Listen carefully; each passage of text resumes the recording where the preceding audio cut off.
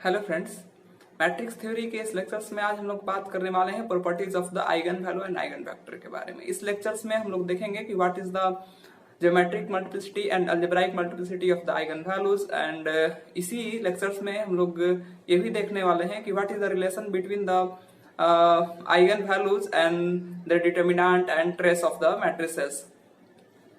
और इसी से रिलेटेड हम कुछ प्रीवियस ईयर प्रॉब्लम लेंगे जो जैम 2014, 2015 एंड 2016 में पूछे गए हैं। तो आइए देखते हैं lecture. Properties of the eigen value and eigen vector. इसमें हम लोग पहला प्रॉपर्टी देखने वाले हैं कि if λ1, λ2 and λk are the distinct eigen value of a matrix A and if x1, x2 and xk are the eigen vector associated respectively with this eigen value. मतलब इन λ1 करस्पॉन्डिंग आइगन वैल्यू अगर eigen vector x1 है, λ2 corresponding eigen vector x2 है और इसी तरह से λk के करस्पॉन्डिंग आइगन वेक्टर xk है, तो ये थ्योरम या फिर ये प्रॉपर्टीज हमें बताता है कि जितने भी आइगन वेक्टर हैं ये सारे लिनियरली इंडिपेंडेंट होंगे। मतलब ऐसा नहीं हो सकता है कि λ1 और λ2 दो आइगन वैल्यू हैं, उसके करस्पॉन्डिंग एक ऐसा आइगन वेक्टर या फिर ऐसा आइगन वेक्टर x मिल जाए जो इन दोनों के लिए सेम हो। या फिर और दूसरे लैंग्वेज में कहें तो λ1 और λ2 करस्पॉन्डिंग अगर इसका आइगन वेक्टर x1 है तो इसका आइगन वेक्टर kx1 किसी के भी इसके लिनियर मल्टीपल में नहीं हो सकता है। ठीक है, मतलब ये क्या होंगे, दोनों लिनियरली इंडिपेंडेंट होंगे। चलिए अब हम बात करने वाले हैं बहुत ही important properties algebraic and geometric multiplicity की। इससे पहले लेक्चर्स में हम लोगों ने एक एग्जाम्पल देखा था, उसी पे हम लोग डिस्कस करेंगे एग्जाम्पल के फॉर्म में कि ये क्या होता है। लेकिन अभी हम प्रॉपर डिफिनेशन देख लेते हैं कि the algebraic multiplicity of N eigen value E is the power of which lambda minus E divides the characteristic polynomials. ठीक है, ये तो हो गया डिफिनेशन। अगर इसको सिंपल भाषा में समझे तो हम ये कह सकते हैं कि the multiplicity of the eigen value in a characteristic equation is known as the algebraic multiplicity. मतलब सिंपल है कि अगर आप किसी कैरेक्टरिस्टिक इक्वेशन का CHA किसी कैरेक्टरिस्टिक इक्वेशन निकाले किसी मैट्रिक्स का, तो उसमें जो लेमडा का वैल्यू आया और जो लेमडा का रूट आया, ठीक है, मतलब तो वो मे बी रिपीट भी कर सकता है और नॉन रिपीटेड भी हो सकता है, डिस्टिंक्ट भी हो सकता है। तो जितना नंबर ऑफ, जैसे वन आइगन वैल्यू अगर दो बार रिपीट हुआ तो इस आइगन वैल्यू 1 का अलजेब्राइक मल्टीप्लिसिटी 2 होगा। ठीक है, उसी तरह से ज्योमेट्रिक मल्टीप्लिसिटी। ज्योमेट्रिक मल्टीप्लिसिटी क्या होता है? The number of linearly independent vector corresponding to an eigen value is known as geometric multiplicity. जब एक आइगन वैल्यू करस्पॉन्डिंग दो या दो से ज़्यादा या फिर मतलब जितने नंबर ऑफ आइगन फैक्टर मिले वो क्या कहलाता है? वो ज्योमेट्रिक मल्टीप्लिसिटी कहलाता है। अब हम देख लेते हैं कि एग्जाम्पल इसका क्या है। हमने पिछले लेक्चर्स में ये एग्जाम्पल लिया था और इसको सॉल्व किया था, इसका eigen value and eigen factor निकाला था। जब हमने इस मैट्रिक्स का आइगन वैल्यू और आइगन फैक्टर निकाला था तो हमें आइगन वैल्यू मिला था λ1 = 5, λ2 = 1 एंड λ3 = 1। मीन्स ये इक्वेशन किस फॉर्म में था? सिंपली अगर इसको फैक्टर के फॉर्म में लिखें तो ये था λ-5 इंटू λ-1 का whole square equal to 0। Same equation है, ठीक है। चलिए, तो अब इसका जो 1 का अलजेब्राइक मल्टीप्लिसिटी है वो कितना हो गया? 2। यही बात वहाँ पे बोला जा रहा था कि अगर ई कोई आइगन वैल्यू है किसी मैट्रिक्स का, ठीक है, तो लेमडा माइनस ई का जो पावर होगा, ठीक है, लेमडा माइनस ई का जो पावर होगा वो अलजेब्राइक मल्टीप्लिसिटी होगा इस आइगन वैल्यू ई का। तो जैसे यहाँ पे 1 का अलजेब्राइक मल्टीप्लिसिटी कितना हो गया, क्योंकि ये λ-1 का होल स्क्वायर है और ये पूरे कैरेक्टरिस्टिक इक्वेशन, ये कैरेक्टरिस्टिक इक्वेशन है तो इसको डिवाइड कर रहा है, तो इसका पावर जो है वो क्या है? 2 है। इसलिए λ1 का अलजेब्राइक मल्टीप्लिसिटी कितना होगा? 2 होगा। और सिंपली समझ सकते हैं कि एक ही आइगन वैल्यू जितनी बार रिपीट करे वो अलजेब्राइक मल्टीप्लिसिटी होता है उस आइगन वैल्यू का। अब आते हैं ज्योमेट्रिक मल्टीप्लिसिटी पे। तो ज्योमेट्रिक मल्टीप्लिसिटी किससे रिलेटेड है? आइगन वेक्टर से। आइगन वेक्टर हमने कहाँ निकाला था? Eigen vector.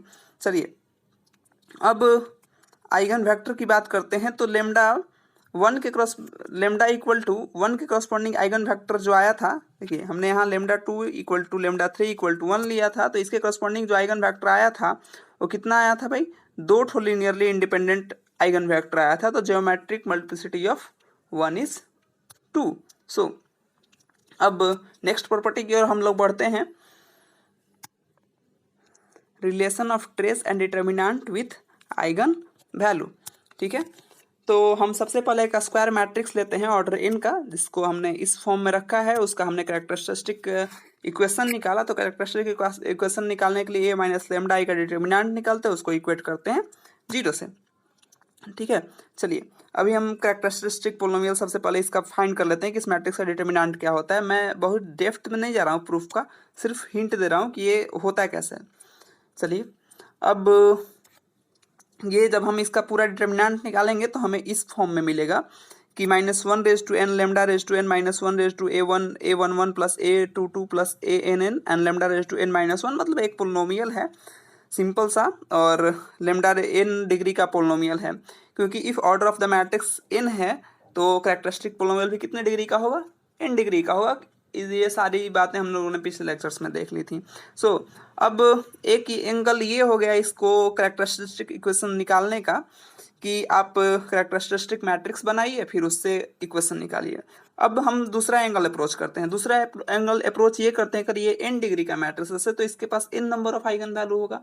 जब इसके पास n number of eigen value है तो हमने सपोज कर लिया कि λ1 λ2 and lambda n are the eigen value of the matrix A। चलिए अब जब ये मैट्रिक्स हमने आइगन वैल्यू सपोज कर लिया तो हम ये लिख सकते हैं क्या कि λ minus λ1 λ minus λ2 λ minus λ3 and λ minus λn। ठीक है, तो इस फॉर्म में हमने वहां से लिख लिया, डायरेक्ट कैरेक्टरिस्टिक इक्वेशन ही लिख लिया by help of given eigen value. अब इसको सॉल्व कर लिया थोड़ा सा। जब हमने इसे सॉल्व किया तो हमें इस फॉर्म में मिला कि -1 raise to n equal to into lambda raise to n λ1 plus λ2 plus λn and lambda raise to n -1 plus λ1 into λ2 plus λ, ऐसे करके, मतलब दो दो टपल का यहाँ पे मल्टीप्लीकेशन है। सो जब आप इन दोनों इक्वेशन 1 एंड इक्वेशन 2 को, ये दोनों इक्वेशन दोनों क्या है, कैरेक्टरिस्टिक इक्वेशन ही है। ठीक है, तो हम दोनों को इक्वेट कर सकते हैं। तो दोनों के हमने n-1 डिग्री वाले जो कोफिशिएंट थे उनको इक्वेट किया। जब हमने इक्वेट किया तो हमें क्या मिला कि λ1 plus λ2 plus λn equal to a11 a22 plus ann and this is the trace of the matrix, this is the sum of the our eigen value. ठीक है, तो एक बहुत ही इंपॉर्टेंट रिजल्ट क्या निकल के आया कि trace of the a equal to the sum of eigen value. Then अब इसी इक्वेशंस में, इक्वेशंस 2 में हम क्या करते हैं, पुट लेमडा इक्वल टू 0। जैसे ही हम यहाँ पे लेमडा इक्वल टू 0 पुट करेंगे, ठीक है, तो ये क्या हो जाएगा, सिर्फ a बचेगा। और ये क्या है, डिटर्मिनेंट तो है, डिटर्मिनेंट ऑफ a मिल जाएगा हमको। तो हमने अब लेमडा इक्वल टू 0 पुट किया, पुट करते गए लेमडा इक्वल टू 0। जैसे हमने लेमडा इक्वल टू 0 पुट किया, क्या हो गया, -1 raise to n and 0 minus λ1 0 minus λ2 and 0 minus λn। So this product क्या आ गया, पूरा सॉल्व करने के बाद λ1 into λ2 into λ3 and so on λn। Means दूसरा इंपॉर्टेंट रिजल्ट क्या है कि the product of the eigen value is determinant of the matrix. ये दोनों रिजल्ट बहुत ही इंपॉर्टेंट रिजल्ट हैं कि sum of the eigen value is equal to trace of the matrix and product of the eigen value equal to determinant of the matrix. तो अब इसी properties पे बेस्ड हम लोग क्वेश्चन लेते हैं। देखिए पहला क्वेश्चन है जो जैम 2014 मैथमेटिक्स में पूछा गया था कि एक मैट्रिक्स दिया हुआ है और यहाँ दिया हुआ है कि sum of the product, sum and product of the eigen values. तो सम जो है आइगन वैल्यूज का वो क्या है 10 एंड प्रोडक्ट है वो क्या है 30। ठीक है, तो हमने सपोज कर लिया कि ये 3 ऑर्डर का मैट्रिक्स है, तो λ1 λ2 एंड λ3 इसके पास 3 आइगन वैल्यू होंगे।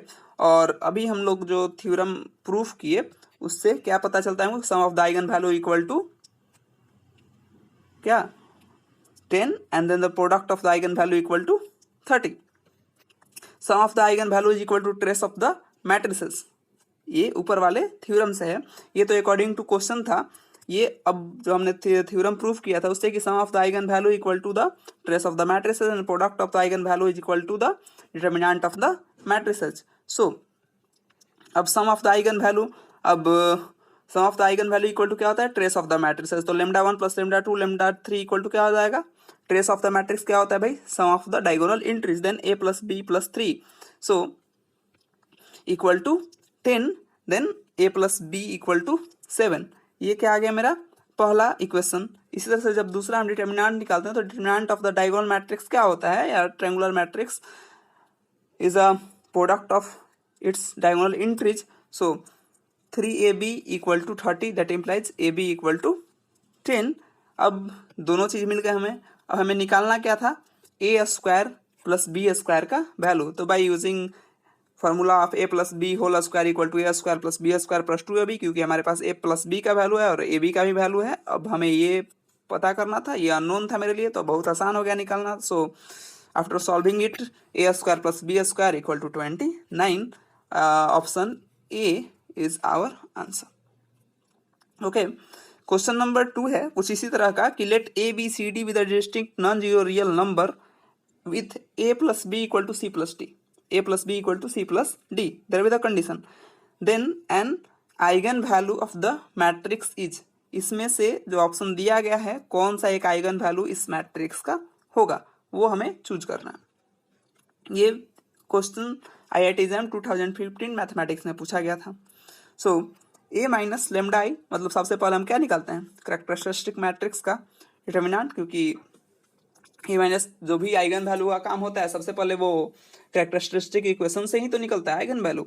तो चलिए सबसे पहले हम कैरेक्टरिस्टिक मैट्रिक्स निकालें, a minus lambda b1 and the characteristic matrix simple diagonal entries से लेमडा सब्ट्रैक्ट हो जाता है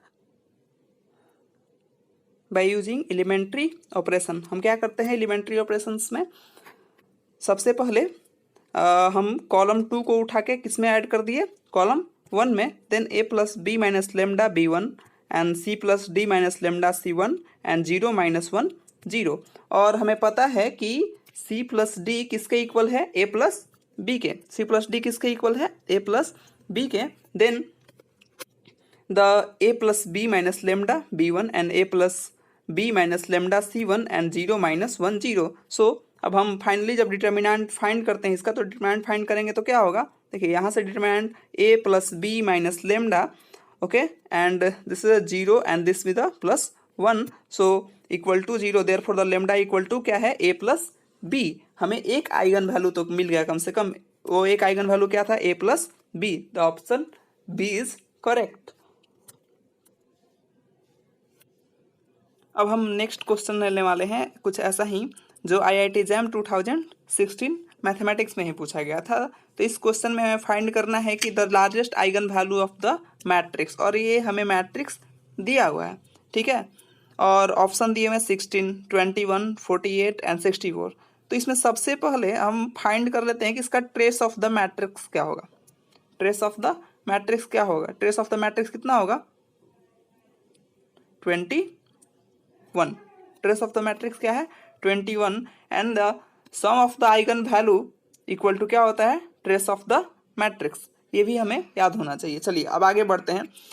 हमें आइगन वैल्यू निकालने के लिए क्या करना होता है, सबसे पहले कैरेक्टरिस्टिक मैट्रिक्स फॉर्म करते हैं, उसका डिटर्मिनेंट निकालते हैं, फिर इक्वेशन बनाते हैं उसका, और उसके बाद वहाँ से हमें जो रूट्स मिलते हैं वो आइगन वैल्यू होते हैं। तो सबसे पहले मैंने ये मैट्रिक्स का कैरेक्टरिस्टिक मैट्रिक्स बनाया इस दिए हुए मैट्रिक्स का। सो हमें क्या मिला, by question 1 minus lambda 4 16 and 4 16 minus lambda and 1 and 16 1 and 4 minus lambda। so अब हमने रो ऑपरेशंस अप्लाई किए इस पे, तो रो थर्ड को रो 1 में ऐड कर दिया, फिर उसी तरह से रो सेकंड को भी रो 1 में ऐड कर दिया। Therefore the row first row is 21 minus lambda, 21 minus lambda and 21 minus lambda. तो सिंपली यहाँ से 21 माइनस लेमडा कॉमन निकल सकता है। अब जो अंदर में मैट्रिक्स बचा क्या बचा, 1 1 1 4 16 minus lambda and 1 and 16 1 and 4 minus lambda. So इस मैट्रिक्स को अभी कुछ देर के लिए हमने क्या कर दिया, this is the matrix B, ठीक है। अब क्योंकि ये एक फैक्टर तो हमें मिल गया है, इसका एक फैक्टर क्या है 21 minus lambda. So 21 minus lambda equal to 0, therefore lambda equal to 21। एक आइगन वैल्यू तो लेमडा इक्वल टू 21 है। कैसे, और हमें बताना है क्या कि सबसे बड़ा आइगन वैल्यू क्या होगा। भाई सबसे बड़ा आइगन वैल्यू क्या होगा, तो sum of the eigen value क्या था यहाँ पे, sum of the eigen value is 21, एक आइगन वैल्यू क्या आ गया 21। सो अब बाकी जो आइगन वैल्यू होंगे, अब इससे बड़ा हो सकता है क्या, इससे बड़ा हो सकता है, नहीं हो सकता है ना। सो चलिए, तो therefore the largest eigen value at least. अब इसी प्रॉपर्टीज पे दो ऐसे सिंपल से क्वेश्चन पूछे जाते हैं कि अगर जब कि कोई मैट्रिक्स सिंगुलर मैट्रिक्स हो तो क्या होगा, उसके आइगन वैल्यू के बारे में क्या कह सकते हैं। तो सिंपल सा कह सकते हैं कि जब कोई मैट्रिक्स सिंगुलर मैट्रिक्स हो तो उसका एक आइगन वैल्यू 0 होगा। मतलब कोई मैट्रिक्स का अगर आइगन वैल्यू 0 है, ठीक है, तो क्या होगा, determinant of the matrix equal to 0। क्योंकि डिटर्मिनेंट ऑफ द मैट्रिक्स क्या होता है, product of the eigen value के इक्वल। तो ये कंडीशन दोनों तरफ से सही है कि अगर कोई किसी मैट्रिक्स का एक भी आइगन वैल्यू 0 हो जाए तो मैट्रिक्स का डिटर्मिनेंट 0 हो जाता है, या फिर कोई मैट्रिक्स का डिटर्मिनेंट 0 है तो उसका मस्ट भी एक आइगन वैल्यू 0 होगा। So and all the eigen value of a non singular matrix, all the eigenvalue of non-singular matrix then matrix, all the eigenvalue non-singular then matrix is a non-singular। अगर किसी matrix का सारा eigen value non singular है, मतलब digit में है, कोई भी जीरो नहीं है, तो उस मैट्रिक्स का जो डिटर्मिनेंट होगा वो नॉन जीरो होगा। So thanks for watching this video.